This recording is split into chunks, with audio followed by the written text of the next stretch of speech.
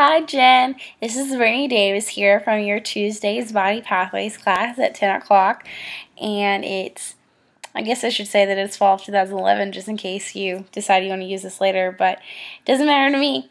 I just want to say that I learned so much in your class and that this video I definitely am going to use for a really long time, warming myself up if I have like 10 minutes before I have to go on stage. And I just want to say I really appreciate everything you taught us, and I can't wait to learn more from you next semester. So here's my warm-up, and I hope you enjoy. We begin with the sock wall exercise. The starting position is on your back with your legs up against a wall or mirror at a 90-degree angle. Your feet are pointed and turned out. Use your inner thighs and your back to slide up the wall to your furthest ability.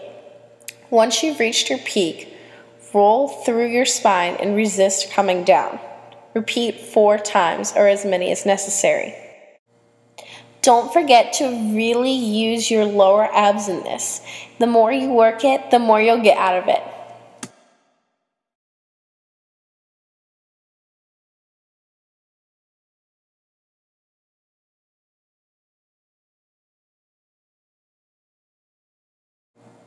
After you've completed your round of the sock wall exercise, toss your legs overhead to what looks to be the plow or lower back stretch. But really, we're just going to use this time as more of a massager than a stretcher. If we were to use this as a stretch at this point in time, we would really put a strain on our lower back. Keep your feet on the floor for as long as you can and just massage your back.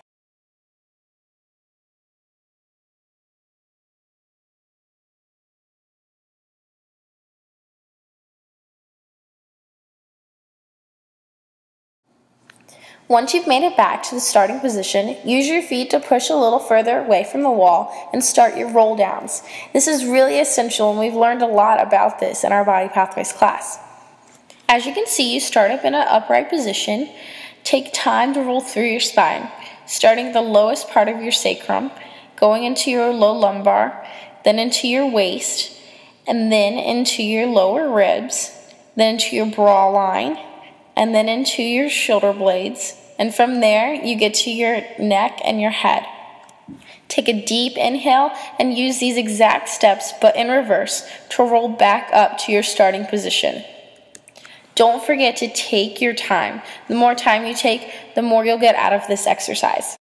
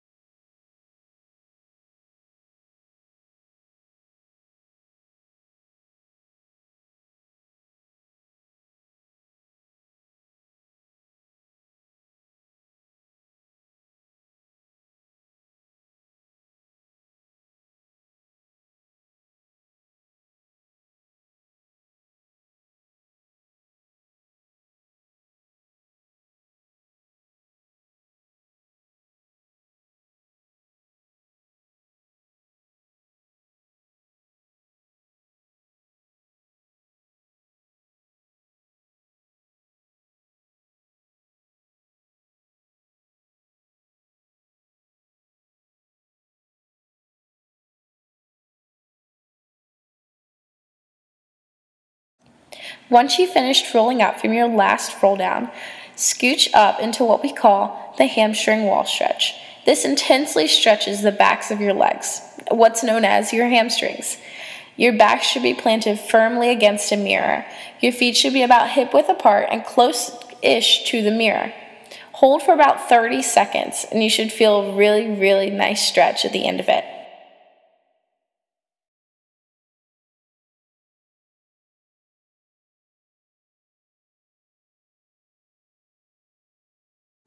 Once your time is up, slide your left foot back into a deep lunge.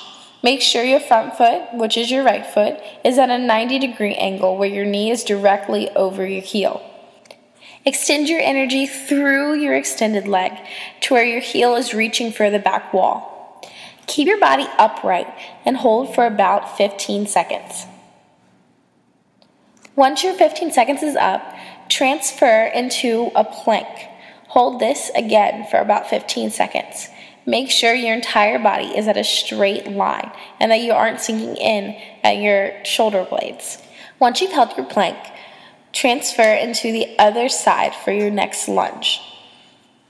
Do the same thing that you did for this lunge, remembering to keep your knee over your toe at a 90-degree angle, keeping your energy going straight through your back leg to where your heel is extending towards the wall.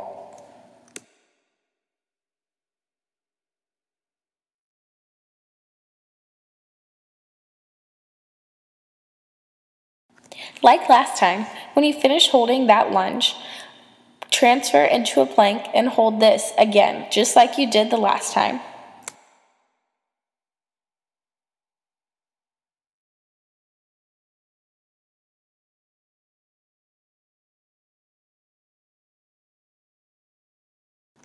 Unlike last time, we're going to take time here to lower our body to the ground.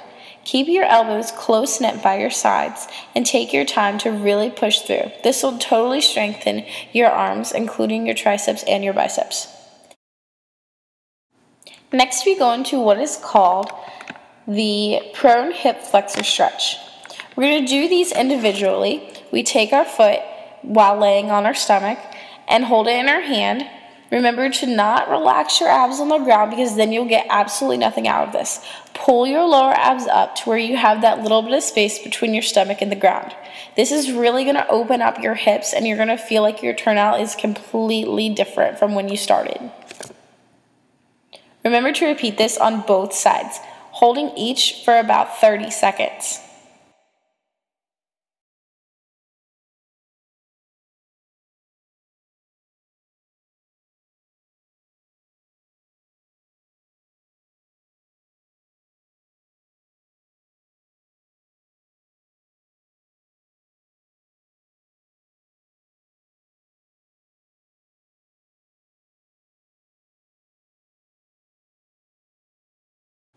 After doing both sides of the prone hip flexor stretch, we're going to swim around to our left side into what we call the TV stretch. Now in this stretch, you really have to tuck your pelvis as well as nutate. To the naked eye, this looks like you're just relaxing, like you're watching TV, but really your turnout and your rotators are going to thank you so much for this. Just remember to keep pulling up in your abs and tucking your pelvis to where you'll get the most extension through your hips. Repeat this on both sides for about 30 seconds.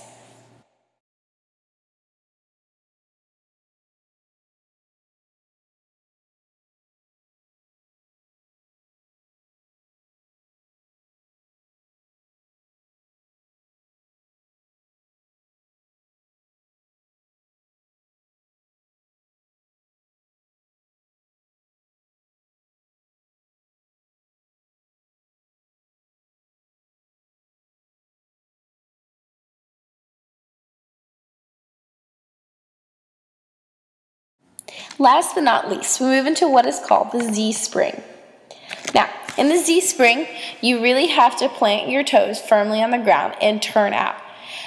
After you've done that, you gently lift your lower pelvis off the ground, keeping your entire body in a straight line.